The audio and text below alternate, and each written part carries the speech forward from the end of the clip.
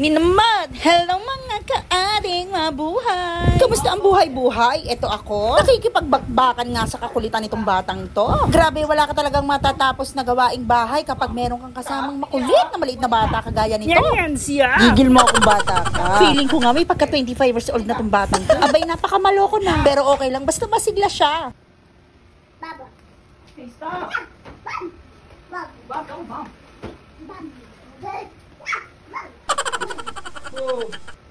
Ayaw pa nga ng mga laruan. Gusto ngang laruin itong mga sinampay ko. Nako, bahala ka na nga dyan.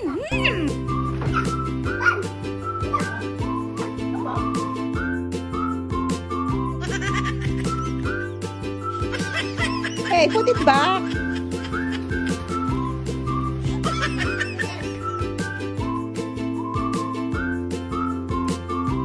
Natapos ko nga rin yung pagsasampay ko. Kaya ito na nga susunod kong gagawin ay magtatanim ako ng okra. Yes, you heard it right. As in yung okra na nilalagay sa sinigang. Pero hindi ako magtatanim para ilagay sa sinigang o gawing panggulay ang okra. Itatanim ko siya para ilagay ko siya sa tubig na iniinom ko araw-araw. Bumili na nga ako ng instant seed na nakalagay dito sa pakete. Wala na kasi akong panahon para pa pumunta sa palengke at mamili ng matatandang okra para itanim yung mga buto niya. Buti na nga lang at may nakita ako dito na tira ng biyenan ko. Napaso na may lupa na. May bata pa nga ng gugulo. Talaga naman napakagaling mo, baby JL. Nakakatulong ka talaga sa akin. Ganyan yan siya. Naibaan ko na nga yung buto. Uy, paundaw. Uy, ano yun? Grabe. Ayan na nga at binuhusan ko na rin ng konting tubig. Tapos hahanapan ko ngayon siya ng pwesto kung saan ko siya ilalagay na pwedeng tamaan ng araw. Ito na nga pala yung iba kong tinanim nung mga nakaraang buwan. At may bunga na nga siya. Kita nyo naman. O diba? Fresh na fresh. Ito nga at ipapakita ko sa inyo kung paano ko siya sinasama sa iniinom ko. Ganyan lang kasimple o. Hiwa-hiwain mo lang. Tapos yan, ibabad mo na siya sa tubig. Ready ka nang inumin yan araw-araw. Lasang buko yan mga kaading pag fresh nga yung okra. Sinubukan ko nga bumili ng okra sa palengke. At inilagay ko nga sa iinumin ko. Kaya naman nagtanim na lang ako. Pagkatapos nga ng pagtatanim ko ay eto nga nagluto na ako ng pananghalian. Eto nga lulutuin ko ay Bicol Express na walang bagoong. Bagoong alamang, oo. Eh paano? Gusto kong kumain ng Bicol Express. Pero ayaw ni Daddy dyan ng bagoong. So anong gagawin? Eh di wag lagyan ng bagoong. Para lahat masaya, di ba? Pero nakakaurat lang isipin.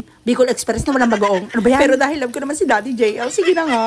Marupok ako eh. Sis, ang harap mo naman. Pagkagisa ko sa baboy, nilagay ko na rin yung gata. Kasama ng bawang sibuyas. Tapos nilagyan ko na nga na itong gulay na to. Hindi ko alam kung ano tawag. Sigarilyas ata yan. Nilagyan ko na nga yan ng pampalasa ng paminta. Asin. Lalagyan ko nga rin yan ng suka para nanlalaban talaga yung lasa. Tapos maglalagay din ako dyan ng oyster sauce para talagang palaban na palaban yung lasa. Grabe yung palaban na yan. Mas matabang pa yung kay Manny Pacquiao. Tipong habang kinakain mo siya, eh talagang manununtok sa ngalangan. Hinalo-halo ko muna yan. Siyempre, igigisa muna nating maigi dahil naglagay nga ako ng suka at oyster sauce. Ayan na nga at super gisa na nga yung nangyari sa kanya. Ready na nga yan para sa kainan. Parang ang sarap. Sa totoo lang, sobrang sarap niya. Alam mo yung kahit walang bagoong, eh, hindi ka na manghihinaing na wala palang bagoong. Kaya lutuin nyo na yan. Para sa mga ayaw ng bagoong, bagay sa inyo. Kala nyo sinasabihan na nga kayo eh. Huy, ba't ka galit? Kaya naman sa mga nakaabot hanggang dito, abay tunay kang kaading. To watch more video like this, consider to follow, like, and share this page. Kaading Vlog. Hanggang sa muli!